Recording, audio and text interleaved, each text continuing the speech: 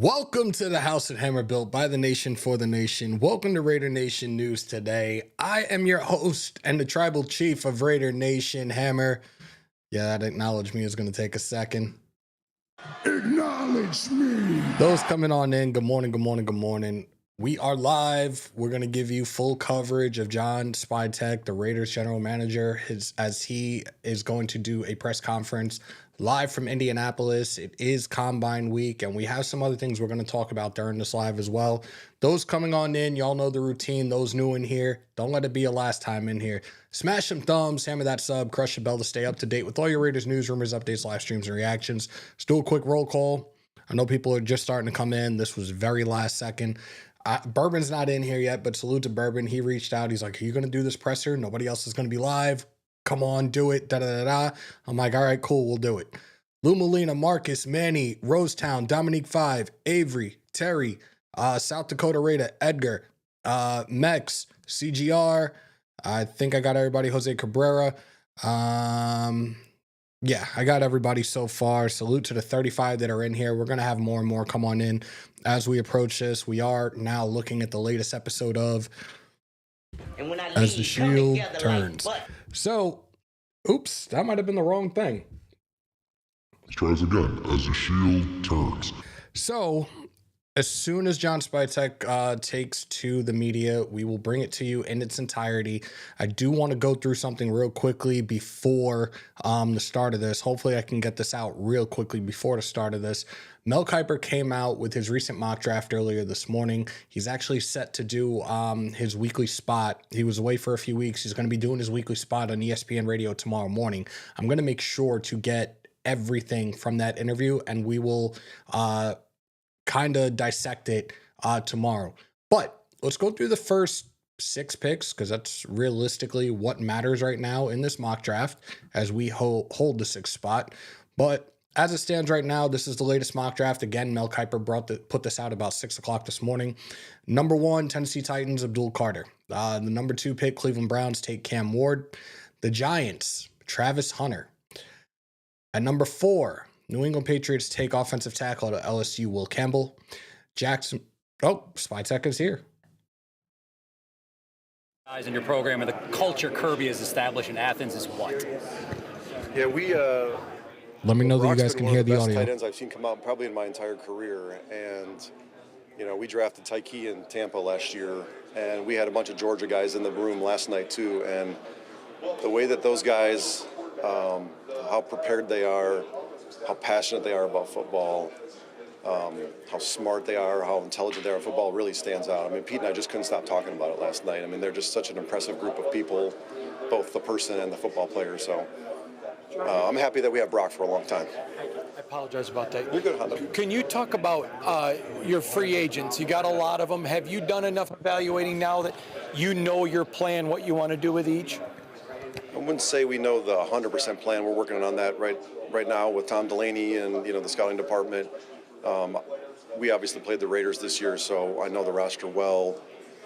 I think we've got kind of a loose plan in place. We're still spending a lot of time with Pete and the coaches to make sure everything aligns up, and we've got spots for them and it makes sense, and trying to get a sense for what's important to the player, both from a position standpoint and from a contractual standpoint. So we're working through that. We still got 2.5 weeks here to figure that stuff out. How did your time with the Broncos help you get to this position right now? Well, we won a Super Bowl there, so that probably helped. And, I had such a great experience there. I was just telling Will, it was really hard for me to leave Denver and take a great job in Tampa with this guy talking over here right now. Getting a chance to be around a first-class organization like the Broncos was amazing, with the way the Bolin family ran that place, to be around John Elway every day, to see Peyton Manning.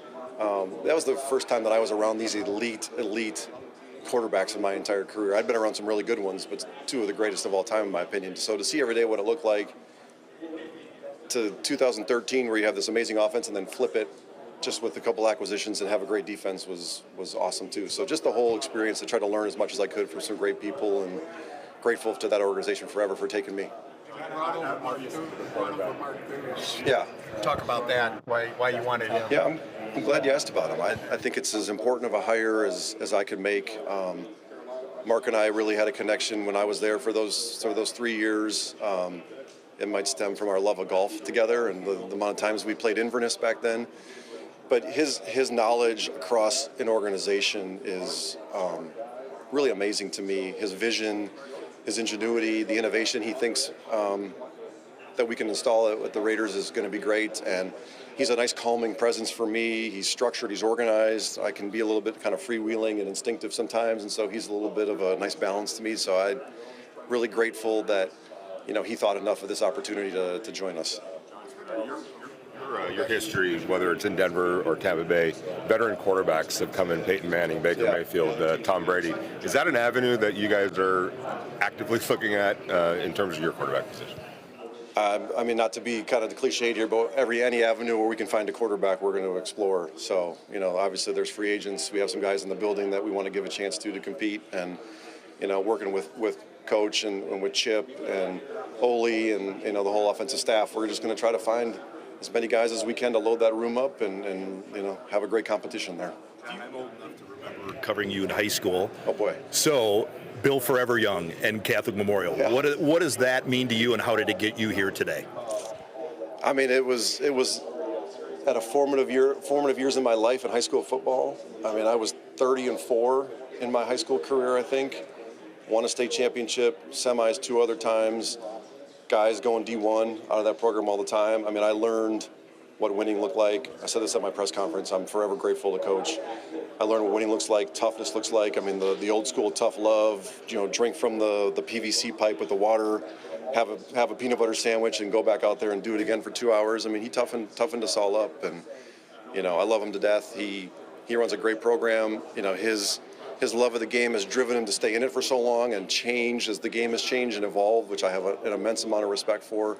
And, I wouldn't be standing here today if I hadn't made that decision to go to Catholic Memorial. People talk about this draft class for the running backs being pretty deep. Do you agree with that? And what traits do you look for as a GM that would fit with what the Raiders are doing? I think there's a lot of really good players at that position, yeah. And I think it's a really critical position as well. I mean, you saw what the Eagles did this year, right? I mean, Saquon is a different animal, but the emphasis on the run game and the physicality that comes with it, and for running backs, I mean, I think people get really caught up on speed, and which is great. If you can find Chris Johnson that runs 4.28 or whatever he ran and nobody can catch him, awesome. But to me, it's more about the guys that have great instincts, great vision, that are hard to get on the ground. If they can run 4.3s, even better. But I've seen a lot of great runs that run the 4.5s and 4.6s that are just hard to tackle, and they set the tone for the team. So we're looking for that.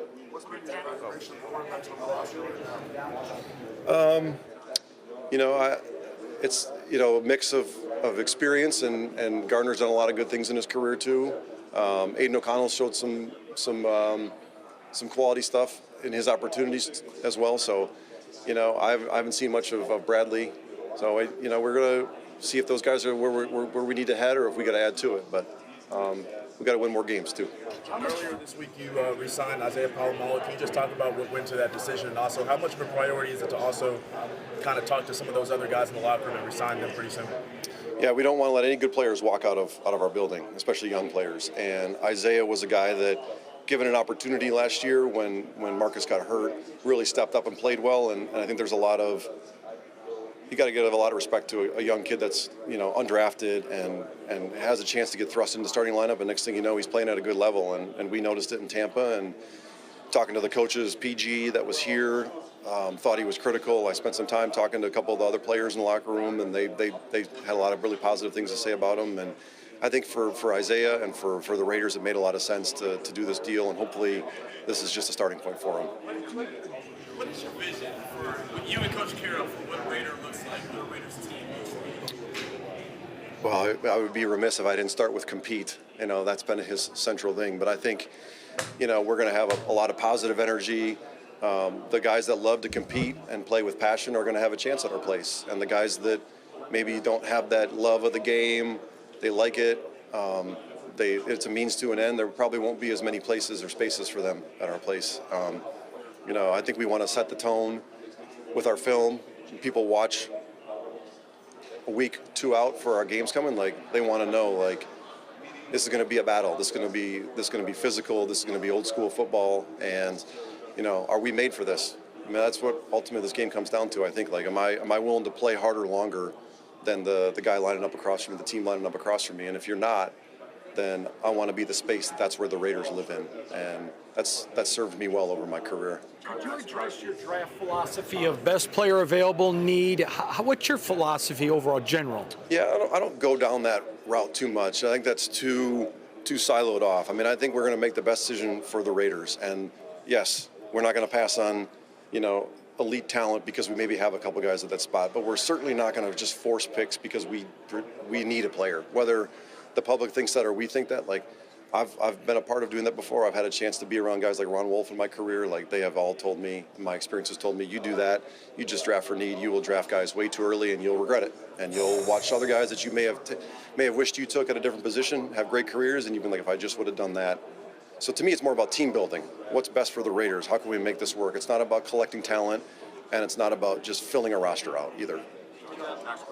The guaranteed money is out of his contract. So that may be coming to a head. Is that something that you feel like is going to get done here fairly soon? What are any of the discussions, the tone of the discussions? I don't want to make any predictions or speak too much about that. I just would say I have an immense amount of respect for Max. Number one, the way he plays the game, the passion he plays with. This is what Pete and I have talked about. I mean, fuck you, pay me. We want that to be what a Raider looks like, and he's a great shining example of that too. And he's also a really skilled and talented player on top of it too. So, I envision Max being a Raider for a long time here, and I think that's what he wants too. And we'll go forward with that in mind. Fuck you, pay me. How would you characterize the 4 head coaches in your division? Oh, it's all really good. I mean, one of the greats of all time who I had a chance to work with in Philadelphia for 5 years and learn so much from, and my fellow Michigan man in LA who did us proud in Houston a couple years ago, and then Sean Payton, who we played against a ton when I was in Tampa and had some crazy battles. And so we have a tough division. It's not a secret, led by 3 really good head coaches and now a 4th really good head coach. And so I think it makes our division really interesting and exciting, and it's going to be all about competition, and there's going to be no easy games in our division. Tim, what's up? How you doing? Good to see you too. Worked your way up. You've referenced a lot of the people you've worked with. What's it like to be the guy now calling the shots for a team? Oh man, I don't think of it that way so much. I mean, I try to draw on the people that I've learned from, and listen, I got a dream job here with the Raiders. That's not a secret at all.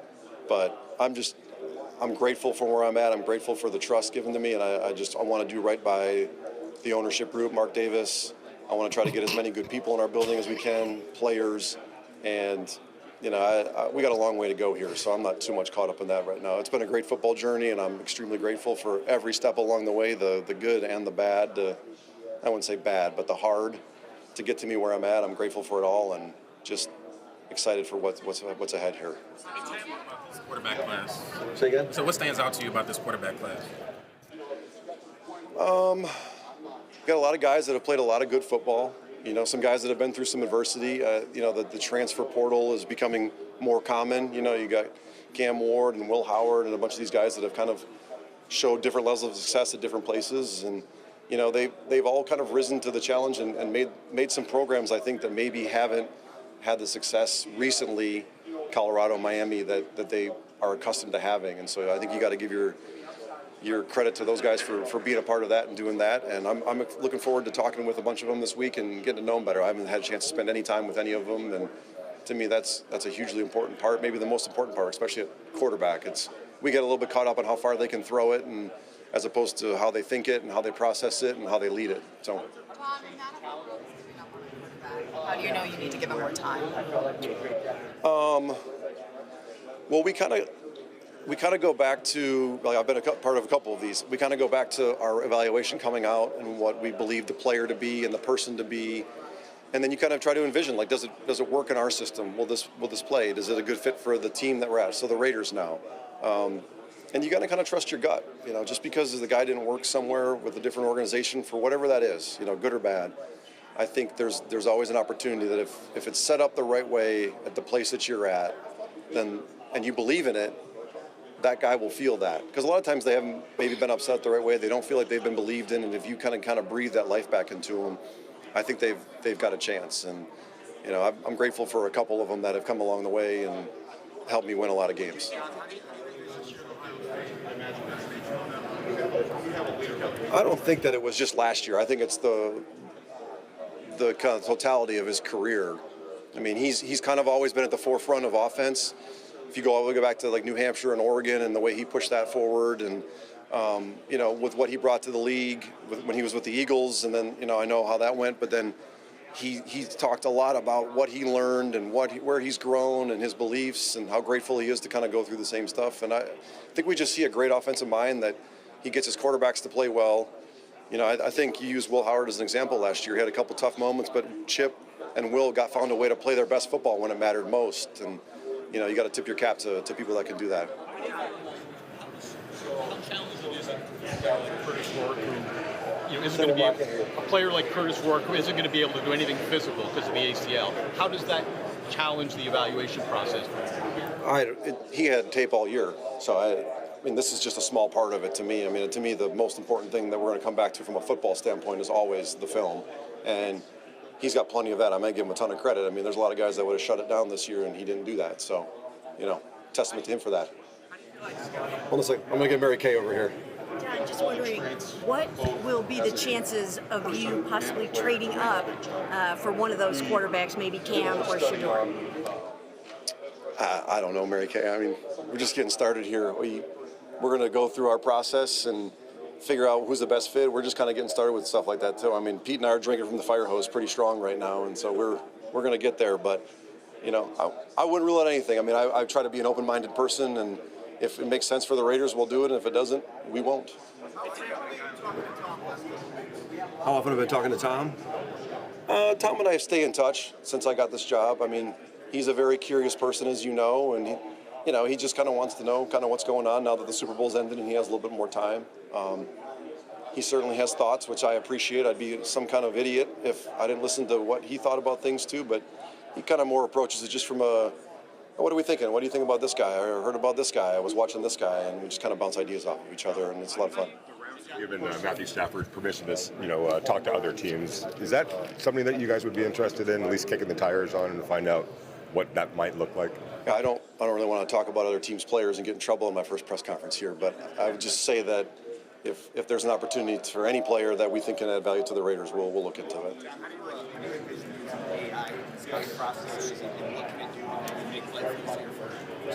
AI?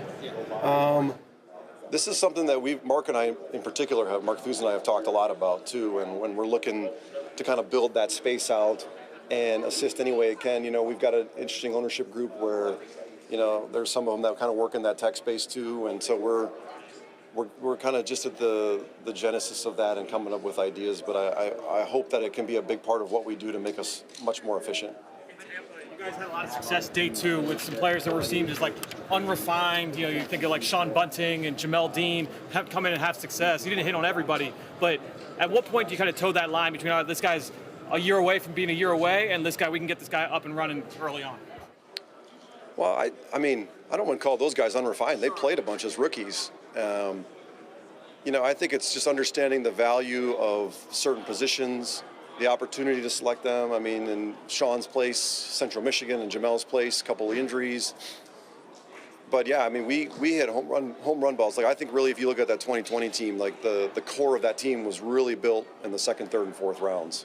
Chris Godwin, Anthony Nelson. I mean, I could go on and on. So I think it's just about finding good football players that fit your team and fit what you want to be. And we had a great scouting department in Tampa with a lot of really great people, and you know, we were able to find players that really helped us. What's it like to have a guy like Pete Carroll around who's had some success in those later rounds and great drafts and success before, and this being kind of a new opportunity for you to spearhead this draft this year? Yeah, it's awesome for me. I mean, the first time I was on the phone with him, I'm on the phone with Pete Carroll. I mean, we had some guys walk in last night, you know, some young guys, and be like, you know, this is MF and Pete Carroll right here. He loves football. He's so invested in it, and you know, for me, getting started, like to have somebody like him to kind of lean on and be like, hey, just think about this. No, I hadn't thought about that. Well, this is what's coming. Well, he's got like I don't want to date him. So 20 years, let's say 20 years of experience with, but he's got a lot of experience with it. It's just really reassuring to me that, you know, he's supported me a lot. He's bouncing ideas off of me, and God, he's fired up to come to work every day. He's got me questioning my youth. Scouting process, you know, for older players is kind of developed. You mentioned the transfer portal, you know, earlier here, and like, you know, players moving from school to school, and, you know, COVID years are kind of ending, but that transfer portal is kind of growing, and players are staying because of NIL. So what do you think is like the challenges, you know, scouting those older guys compared to, you know, the younger guys that may not have as much experience? I mean, it's just unique to where we're at right now in the kind of the football world. I mean, you got guys with 6th and 7th years, really. And so you've got to talk about a value of, I mean, are we going to have a problem with a 25 or a 26-year-old? Some people have more problems than that. Some teams do. I'm just looking for good football players, and I'm trying to impress upon that to our scouts too. Like, let's just find good football players. We'll figure it out. So I will say it's been really hard on the area scouts. I mean, you go into these schools like Georgia and Michigan and Ohio State, and they got a list of 30 guys that could potentially come out. I mean, that is slugging it out, and I don't think people appreciate that. And, you know, you don't know. I mean, it used to just be like, here's these 10 juniors, like maybe half of them come out. Now it's like you got a 4th year, 5th year senior, and he might take another year. So it adds a lot more names to it, and uncertainty, and a lot more work that has to get done in a finite amount of time. And, you know, that's why the scouts' jobs are so critical. To go through all that in an efficient way and present the players the right way we're relying on it, and it's critical to every organization. One more question, guys. Another thing that's been changing in this draft, since the transfer rules change, there's less small school players invited to the combine. They all are transferring up. Yeah. How does that impact the scout's job, and is it harder to find maybe like a diamond in the rough than it used to be? Yeah, I think it's been happening for a while. I mean, I think back to, like, this is almost before I was born, but like Walter Payton and Jerry Rice playing where they played. I mean, technology has changed that. These guys don't go undiscovered anymore, and the ones that end up at the smaller schools, they have an easy avenue up right now. And there's compensation involved in that their schools can't compete with at the level they're at. You know, for each kid, it's their own choice. We better be able to find players whatever level they're at. You know, D3, and we had a lot of success in Tampa. Ali Marpet, Alex Kappa. Maybe those guys transfer up now, maybe they don't. I mean, I give a lot of respect to the guys that stick it out with the school they're at and take a smaller NIL deal than they could have gotten if they would have transferred up to the big one. To me, like, there's a loyalty and a quality to that human that really stands out. And there's a couple guys in this draft this year that kind of had the same opportunity. And when we drafted one in Tampa last year, Graham Barton, that could have gone and played for a lot more money. And I love Duke. I'll stay at Duke. And I'm not saying that's why we drafted him there, but I got a lot of respect for those guys that do that. Last one, Vic. What are the biggest needs in your roster right now? What are the biggest needs on a roster? Boy, Vic, heavy hitter on the last one. I'm gonna dance around this. We won 4 games last year, and we got to be realistic with that. And we've got a lot of really good young players. I think we've got some good veteran players, and we've just got to add quality humans and competitors to this roster wherever we can. And to me, that's the biggest thing, is like some guys that will do the harder thing longer than the person across from them, and we'll be in a good spot. All right, thanks, guys. Thank you, John. Appreciate y'all. Thank you.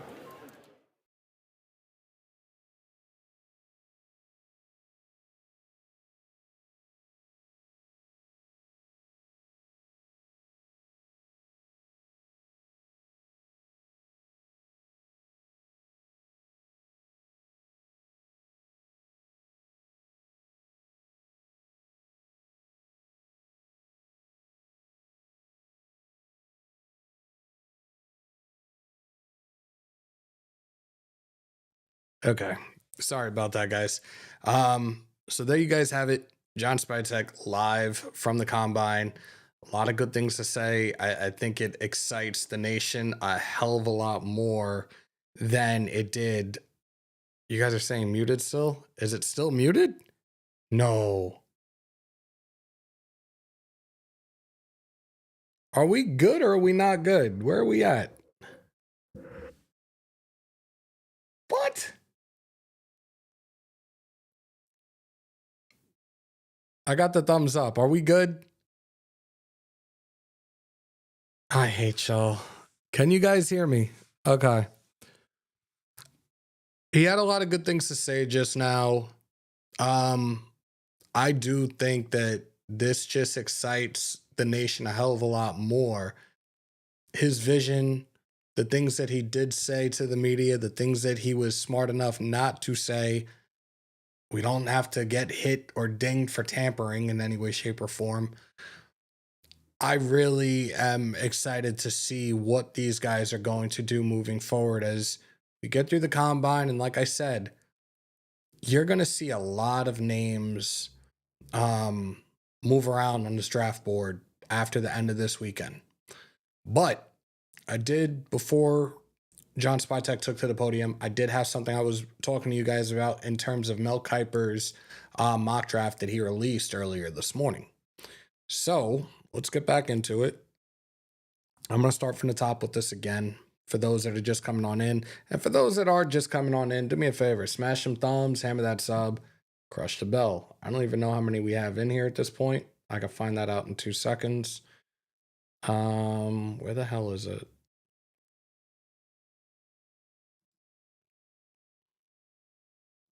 We got 171 in here. All right.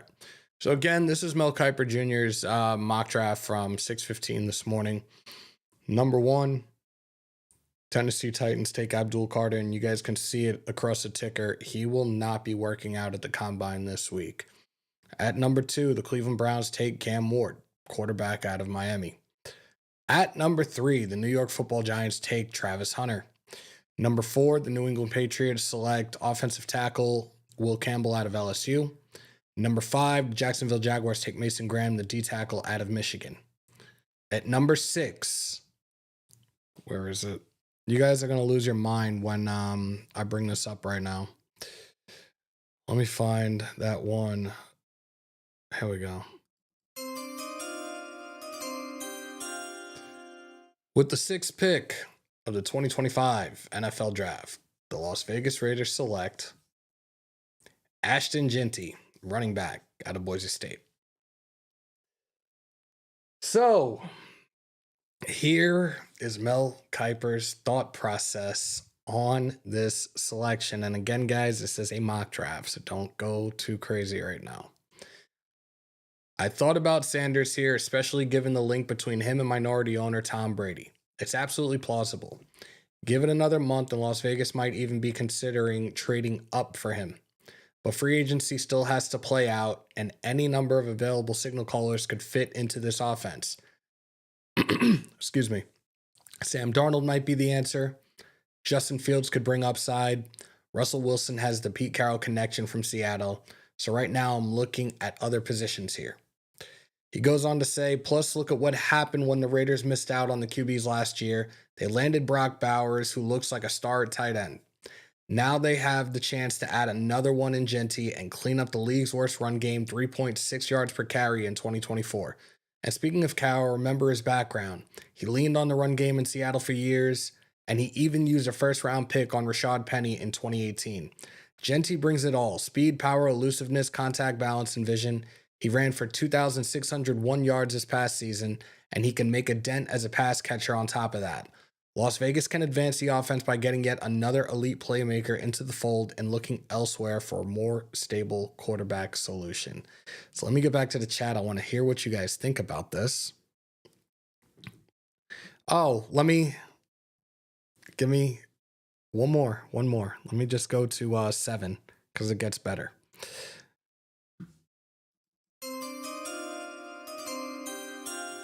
With the 7th pick of the 2025 NFL Draft, the New York Jets select Shedeur Sanders, quarterback out of Colorado.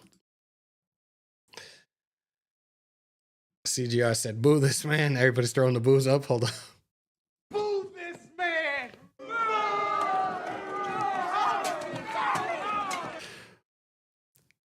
So, yeah, like I said, he actually is going to be doing his weekly spot with Rick DiPietro and Dave Rothenberg on ESPN Radio New York tomorrow morning. I will make sure to get the entire segment, and we will dissect it tomorrow. When I saw this mock draft, I was definitely a little surprised.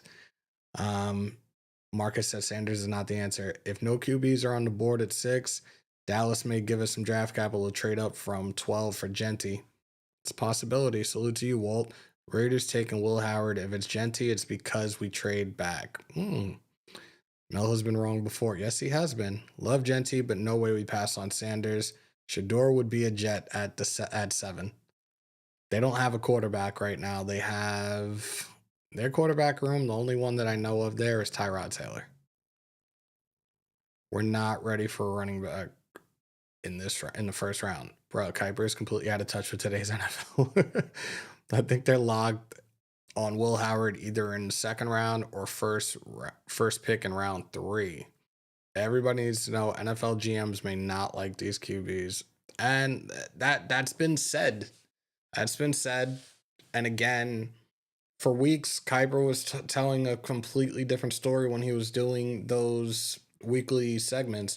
So I'm very, very curious and optimistic to see the route they're going to go. But again, we have to look. We have the combine right now. We have the new league year in another, I think, like 2.5 weeks or so. I really wish that they would do it the other way. You could do the combine, do the draft, and then do the new league year. But this is going to be very interesting. We are getting some badass Raiders in this draft. Talk that shit, LV. Salute to you, bro. Tap McMillan. A lot of us have not really looked at McMillan. Taino, what's good, bro? Salute. Isaiah, what up? See a lot more people are coming in. We have 186 in here right now. I appreciate y'all. We've already been on 30 minutes. We talked a lot yesterday. We did 3 mock drafts yesterday. Those mock drafts were, at least the 2 that we did were pretty good. The last one, the best player available. Oh my God. I think somebody said I was going to lose sleep over it. I did wake up several times in the middle of the night. Maybe it was because of that last mock draft we did. That shit was god awful. Actually, let me take that back. It wasn't god awful until we made the one pick that I did not want to pick, and that was Quinn Ewers. The rest of the draft was great. Quinn Ewers, why? GS Spytek just said, if you draft for need, you will miss out on a better player. Gentry is generational. So it could be a possibility then, right, Marcus? We have 192 in here. I'm going to ask you guys in the chat, because we haven't done this in a very long time either. And no, we're not doing a mock draft right now. You guys want me to open up the vault line for a little bit? Yes or no? Thumbs up, thumbs down. I do want to hear from you guys. I want to hear what you guys thought about that presser.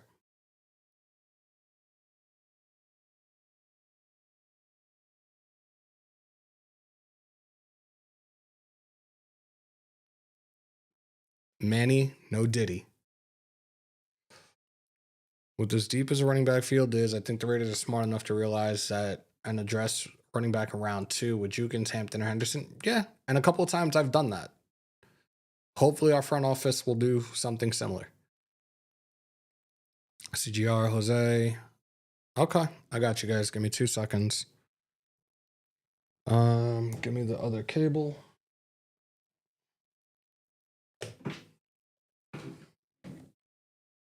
Oh yeah, and Carter's not working out at the combine. How do you guys feel about that one?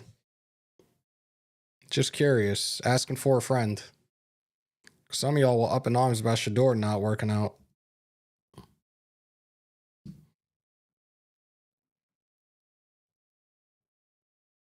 He's probably still sleeping. It's what, 8:30 on the West Coast? I'm surprised a lot of y'all on the West Coast are up. Wake your asses up, though. You guys see it on the screen, 347-471-0361. Call into the SeatGeek Vault line and sound off. Let's go. Sound off, y'all. Brady won't reach for his first pick.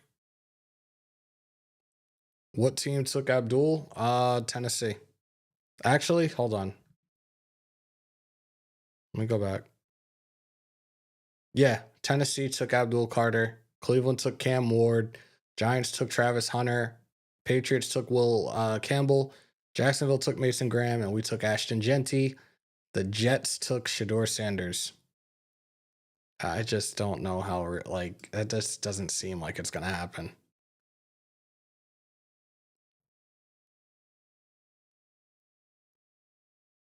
Guys, it's open. I'm pretty sure I don't have it on Do Not Disturb. So if you guys want to call in and sound off on the presser, let's do it.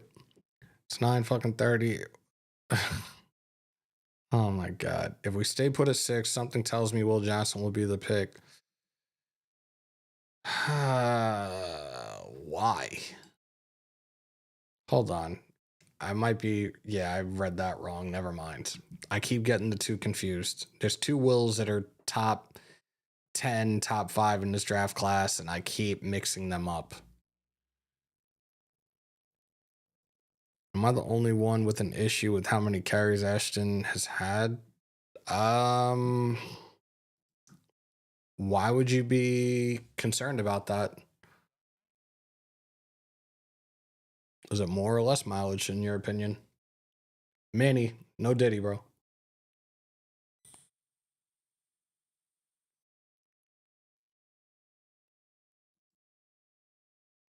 Salute to Paul. I've always told you guys, especially when it comes to the offense, if your O-line don't work, your offense ain't gonna work. He said Dylan Gabriel at running back. Yo, Shador does not have that dog in him like Cam and even Milrow has.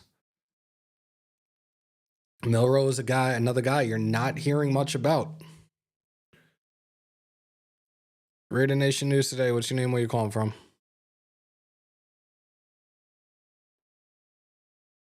Give me 1 sec, bro. I totally forgot I left my earpiece in and nobody can hear you at the moment. Hold on. Think you're good now. Well, I can switch it too. No, you're good. You're good. Go ahead, bro. Hold on. Let me go to mine. Can you hear me better now? Yeah, we can hear you. Go ahead. All right. Yeah, I like the pressure. Some of the things he was saying about, not, just, picking for need and stuff like that. It sounds interesting, but with these, it'd be all talk. You know what I mean? I'm ready to see it. We was doing a lot of talking last year, and then look what happened. I thought Telesco was sounding pretty good himself, and then, he had a pretty good draft, as far as Brock Bowers and everything. But, I'm ready for action. I think, all right, so from the standpoint of the draft, yes, Telesco knocked the draft out of the park. Don't get me wrong. Free agency, he hit one out of the park with locking Christian Wilkins, which was a guy that we had on our wish list, a guy that we were constantly talking about as we approach free agency. He fucked up big time with Gardner Minshew. He fucked up tremendously letting Josh Jacobs go. And we pretty much... This has been the ongoing trend for the last couple of years in terms of the revolving doors for the GM and the head coaches that we've had. Like now it's like Spytek and Carroll are here and they're still cleaning up somebody else's mess. I think with the holes that we have right now, yes, we need a quarterback in the worst way. Are we going to go the route of going a quarterback via free agency? Are we going to get one, whether it being Shador, whether it being Cam, Jackson, Dart, or Will Howard? We have to wait another, 50 something days? I think that he's already saying how they're already evaluating players that are already on this team, players that are set to be free agents, and trying to figure out the moves with these guys first and foremost. And also, they got to worry about Mr. Max, Mr. Fuck you, pay me. We got to get that. We got to give him that guarantee money and keep him here. Yeah, no doubt. And he deserved it. He deserved it. And to go off of Mel Kiper, I think this is something to rile the Raider base up. Like, you mean to tell me we need a quarterback? It doesn't matter if we get Aaron Rodgers. It doesn't matter if we get Matthew Stafford. In my eyes, we still need to draft a young quarterback that we can bring up. Like drafting Jency, this is the best running back class in decades. Like, why would we draft Jency when it's a quarterback there? Now, if Shador gone, Graham gone, Abdul Carter gone, you know what I mean? And then if we can't get nobody to move up, nobody want to move up with us, then I can see us drafting Ashton Jency. But not when a quarterback there, not if Abdul Carter there, not if Mason Graham there. Like, to me, if Mason Graham there and Shador there, to me that's a hard pick, especially if we got a veteran quarterback. But if we don't get a veteran quarterback, then yeah, you got to draft Sanders. But Graham, like for him, putting him next to Wilkins would be nasty, nasty work. My concern right now is like, and we've been talking about these quarterbacks that are already in the league like for the last few weeks. The only one for me that would make the most sense, and I've stated like, look, we get any of these quarterbacks, we still need to draft a quarterback to learn behind for a year and let him be the starter the following season. But Stafford, I'm kind of at the point where I'm like, that's a hard pass because one, if we do get Shador, he is not going to sit behind Matthew Stafford for another 3 fucking years. Absolutely not. He's Right. also wanting $50 million a year. His market value is $40 million, 41.8, if I remember correctly, as we talked about it yesterday. Get Rodgers. Give him the league vet minimum. The Jets still owe him $38 million. Let him play here for a year. Get our quarterback of the future. Let him learn behind Rodgers and let the rest of it take care of itself. If we go the route of Sam Darnold, you can get you could do a 3-year, $120 million, $125 million deal. Put the language in the contract. You can get out of it after year 1. But Stafford at this point in time, I'm not paying that dude $50 million. No to Darnold, no to Stafford. I'm taking Aaron. I would take Aaron Rodgers. And my thing is, how many and you got to do it like this. How many more wins would Stafford give us than what Aaron Rodgers would give us? Like, you know what I'm saying? Like to me, it's not that far off. Like, you feel me? Okay, you might say, okay, what, 2 more wins? Okay, like, you feel me? We still right there. Like, you know, and Stafford been hurt too. And Sam Darnold, he had the best receiver core in the league. I know I like our receiver core, but you know, it's not up to Minnesota. It's not Addison. It's not Jefferson. I get you. Like, so Sam Darnold is a hard pass for sure. Like, and especially the money we gotta give him. I'm taking Aaron Rodgers, signing him to that 2-year deal. He will get some love from Tom Brady. Everybody will show him that love that he absolutely wants. With Pete Carroll in the building, I don't see him acting the ass with Pete Carroll to me. And damn, besides McCarthy, this would be the highest profile coach that Aaron Rodgers probably had been around. That's like, a to fact. be real, like thinking about it, like that's a fact. So I think that he'll show Pete Carroll. He'll show Pete Carroll way more respect than he showed those other coaches. So I'll bring in Aaron Rodgers. As far as Devontae Adams, he kind of rubbed the nation the wrong way. No. Man. No. Hell no. I'm not bringing Devontae Adams back to Vegas. Look, we talked about everything the other night when we did the Shield More show. Look, I don't want it, but I'll be okay with it. I don't want it, but I'll be okay with it. Not like, doing I wouldn't be like mad, but I wouldn't be mad about it. Like, it'll be like, what the fuck? But it'll be like, I get it. I feel like he's gonna. Hey, you don't want to get out of there if your head coach trying to knock you out too, bro. He was not the only person who wanted to knock him out. So I guarantee you, and I guarantee you it won't happen, but if Tay, for some strange ass reason, were to come back to the Las Vegas Raiders, there will be somebody on the other side of the door waiting for him to walk in and knock him the fuck out. So no. He got to take those fades. Hey, you got to put that in the contract. Like, hey, if you want to come back, you got to take the fade. You got to take the fade with I'm not even gonna.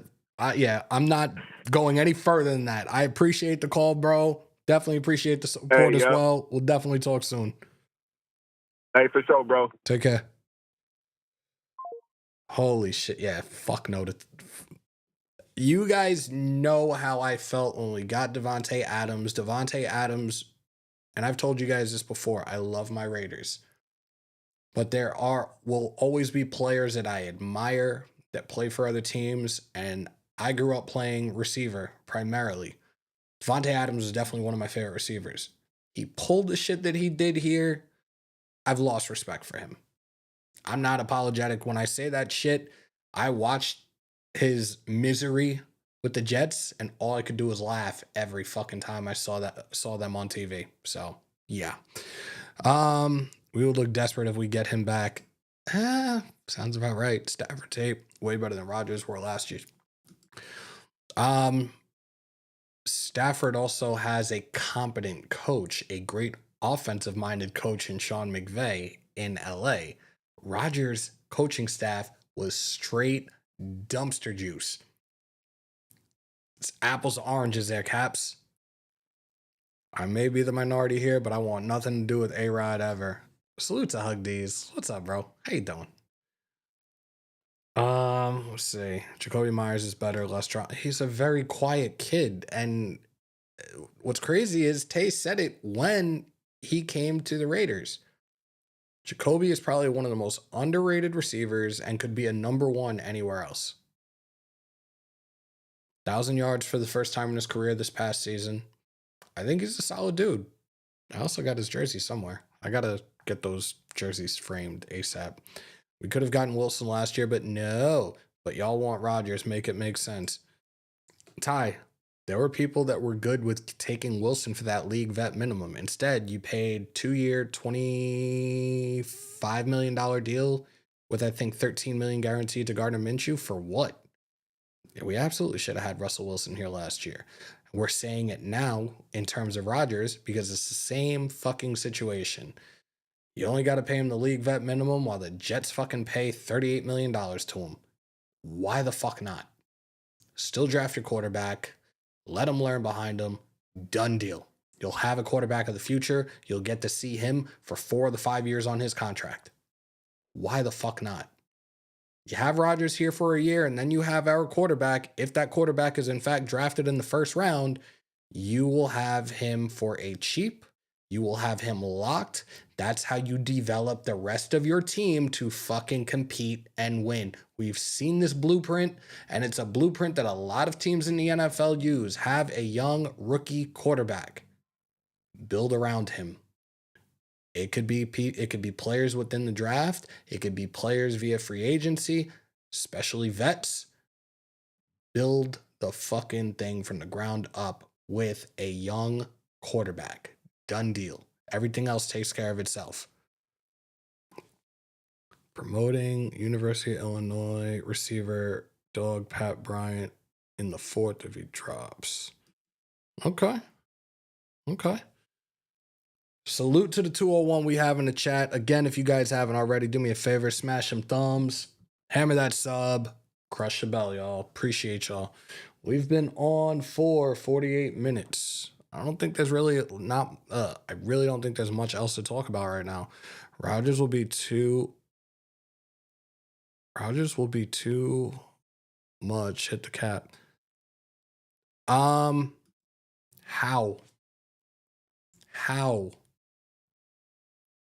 You do not have to pay him an astronomical amount of money. The Jets are cutting him. The Jets he still had 2 years on the contract with the Jets. They have to pay him. We don't have to pay him. Cabs, you'd be a fucking idiot not to. When you're getting $38 million from another team, you'd be a fucking idiot not to. Hell is that? Hold on one second, guys. Jesus. Rodgers will go to the highest bidder.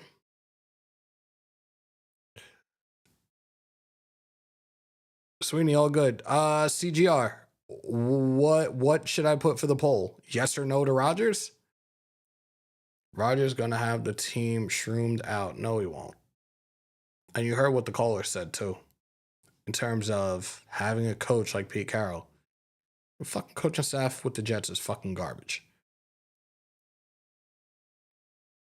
Hunter, appreciate you.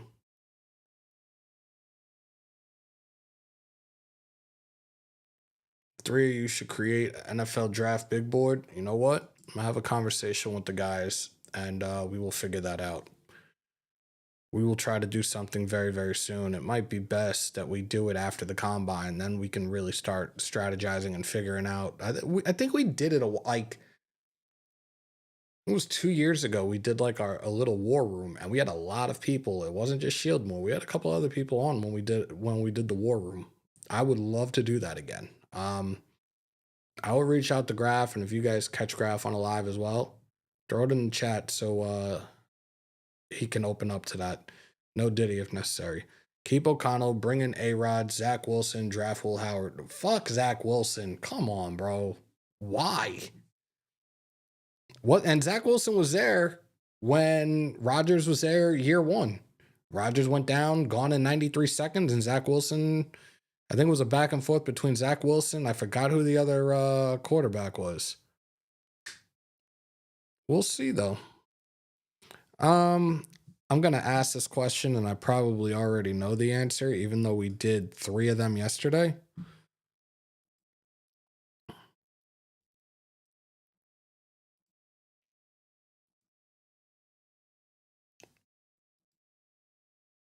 Thumbs up, thumbs down. Rodgers, Justin. All right, hold up. Let me put it in the poll.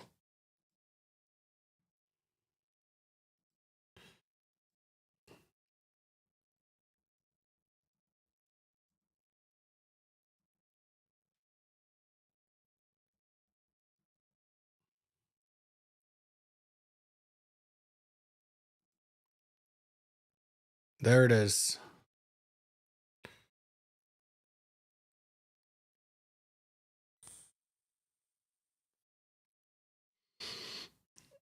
Well, I'm going to keep an eye out on this because I'm very, very curious now. Right now it's at... Uh-oh. Y'all going back and forth. All right. So I guess we're going to do one.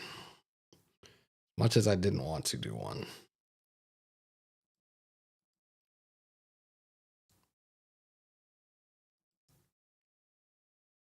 Seven rounds. We're doing one. We're doing one. We are doing one. I'm saying it again. Would you think about if we draft Sanders, Ward in the first, double dipping in quarterback? No, Walt. I don't want to do that. I don't want to double dip for quarterbacks. I'd rather sign Russell Wilson over Rodgers. Am I crazy? If you were to sign Russell Wilson, you got to sign him for more money. Granted, he went 6-5. Let me look at something real quickly. Now that you mentioned him, I'm just very curious. And we talked about Fields yesterday. His market value was the lowest one. But let me see something.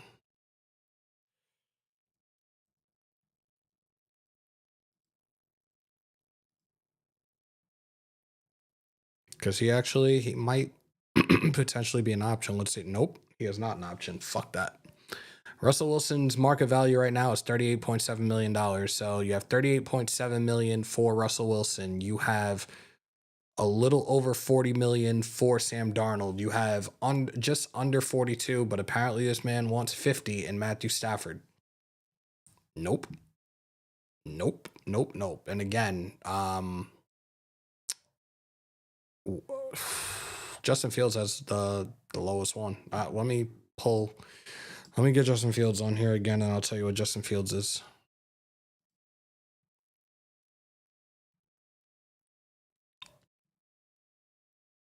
Why are we not pulling up? Here we go. Justin Fields' market value is 6.4. Justin Fields' market value is 6.4.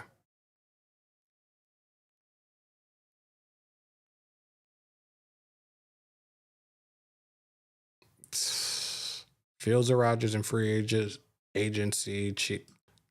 Fucking facts. Facts. Salute to Rated Nomad in chat.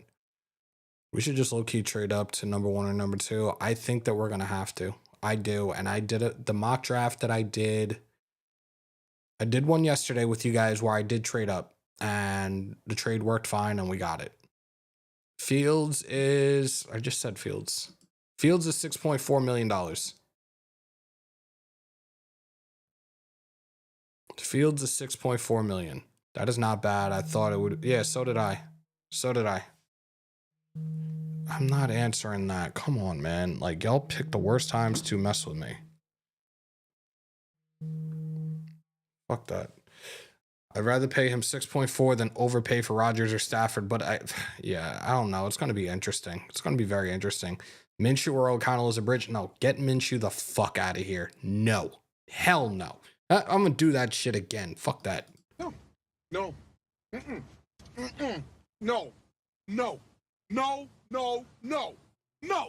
Hell no. No. No. I refuse. No. No. So I understand your Rogers thinking, but that only works if Aaron will take the discount double check and play for league minimum. I highly doubt he will, even though still getting paid for the Jets. I feel like it'll take a collective sit down among Spytek, Carroll, Brady to talk to Rogers and convince him to just take that league vet minimum and fucking play a year with us. Why not? But I understand what you're saying, bro. I absolutely understand what you're saying. All right. Let's do this. Yo, Ben, you're a fool. Let's do this. As much as I didn't want to, did I?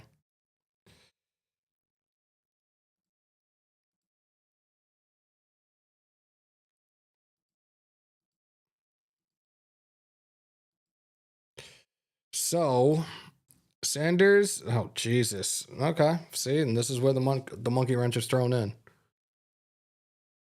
I could go a whole bunch of different ways. I'm going, damn. You know what? I'm going Carter.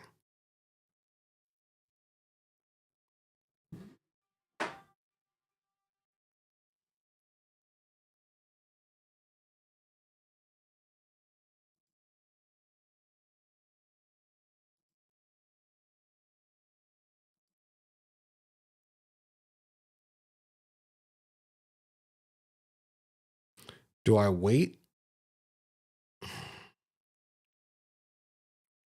I'm gonna wait. No, I'm not. Fuck that.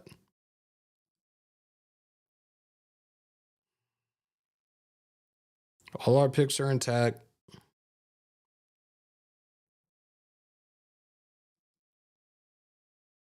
Definitely. No, no, no.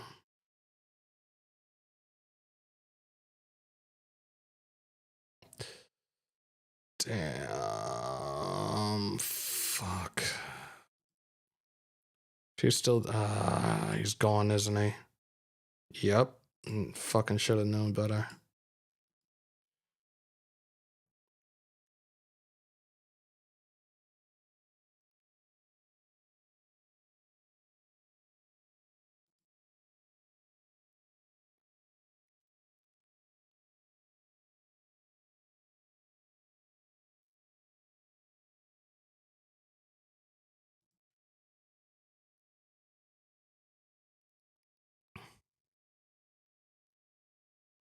Pretty much are addressing every fucking hole that we have right now with this mock.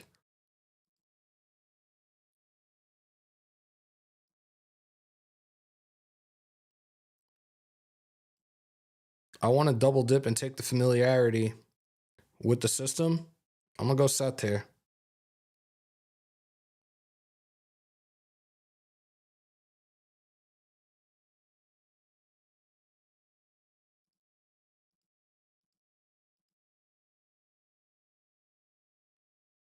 Shit.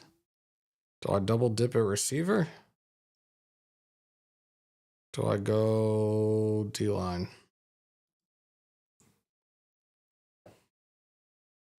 Dude, this would have me dancing in the street. We got 3 picks left. No Diddy. Not saying that last name. Linebacker. We could wrap it up with a tackle.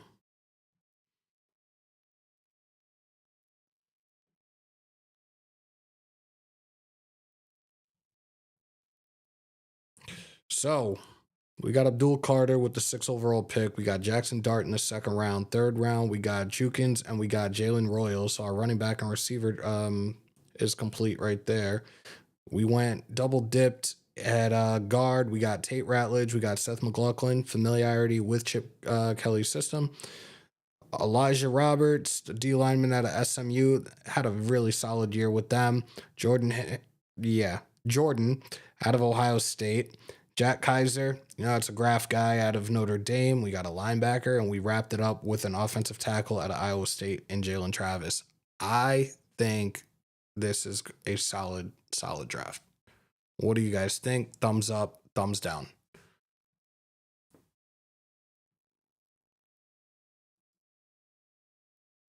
You guys had a Cam and Shador matchup in last year's class. I think they were actually still top 5. But I think that they were like 4 and 5. From there have been a couple of comparisons and the what if scenarios that I've heard from multiple outlets. And if I remember correctly, I think they had Cam and Shador as like 4 and 5 in that top 5 when it came to the quarterbacks. So yeah, appreciate you guys. All right, so we hit an hour. We talked about a lot. You guys got to hear John Spytek live from the combine, and we did a mock draft, and this is another good one. I'm very happy with it.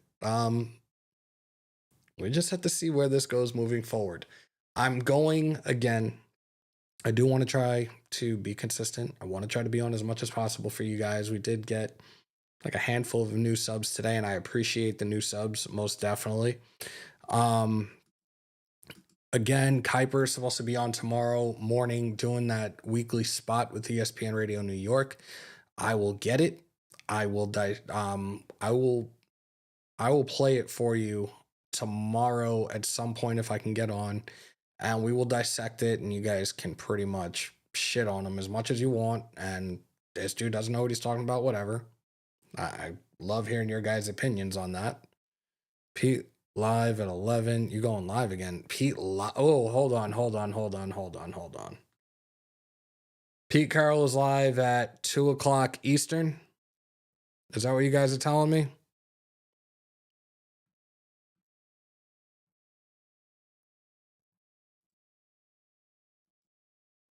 Give me 1 second, guys. Give me 1 second. 2 o'clock. 2 o'clock.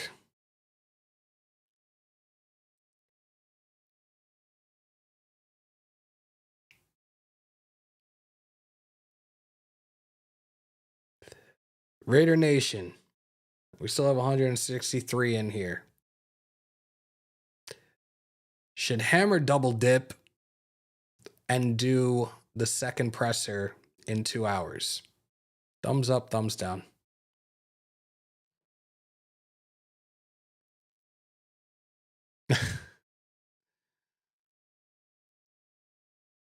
I have it. I see it on YouTube right now. So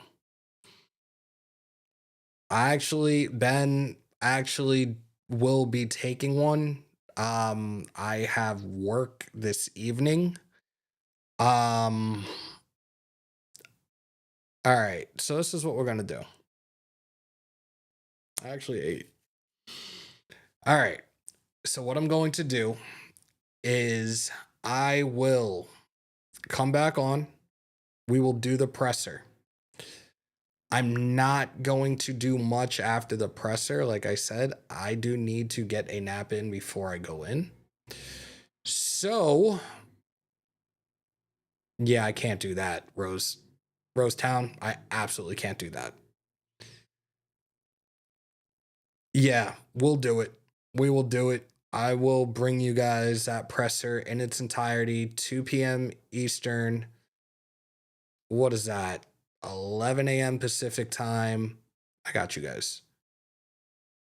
Show a little support, show a little love. I know this has been a very, very slow month, and you guys haven't gotten you haven't gotten any solo shows out of me except for yesterday's. Come on, man. Let's go, y'all. No, it's 2 p.m. Eastern, 11 Pacific. So we're good. Just make sure to show some love in the chat. When we're back on, I appreciate each and every single one of y'all. For those that are still in here right now, if you haven't already, smash some thumbs, hammer that sub, crush the bell to stay up to date with all your Raiders news, rumors, updates, live streams, and reactions in the house that Hammer built by the nation for the nation. Raider Nation News Today. Continue to stay safe. Most importantly, be kind to one another. COVID or not, you should always remember to wash your hands and your asses. And as always, win, lose, or tie, Raider Nation till I died. Till the next live in 1 hour, 56 minutes. And of course, as always, I'm in New York. Peace. Peace, love, and positivity. And oh yeah, there's that part too.